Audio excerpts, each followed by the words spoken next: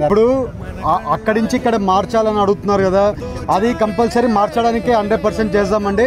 మీరు అందరు కూడా మంగళవారం అన్నా బుధవారం అన్నా రైల్వే వాళ్ళని పంపిస్తాం, ఆర్డీఓని పంపిస్తాం, అలాగే అన్న ఉంటారు, ఎమ్మెల్యే గారు ఉంటారు, అందరూ ఉంటారు.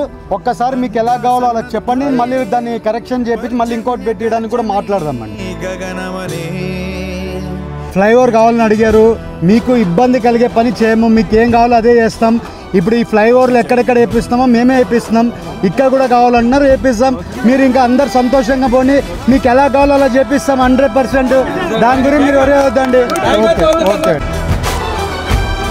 మన ఎంపీ గారు వచ్చినప్పుడు కూడా మీరు అందరూ కూడా మీ సమస్యని క్లియర్గా చెప్పారు. అది కూడా ఆల్రెడీ రైల్వే మినిస్టర్ గారితో కూడా ఆయన డిస్కస్ చేసి ఆల్రెడీ మనకు ఆంజల్ గారు మేము అందరం కూడా కలిపి చెప్పడం జరిగింది.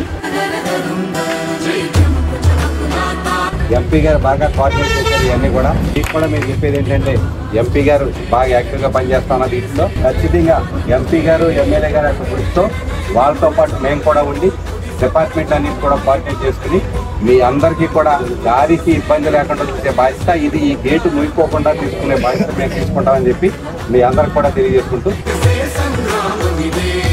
మన శౌర్య భాస్వరం రగిలించే రాత్రిని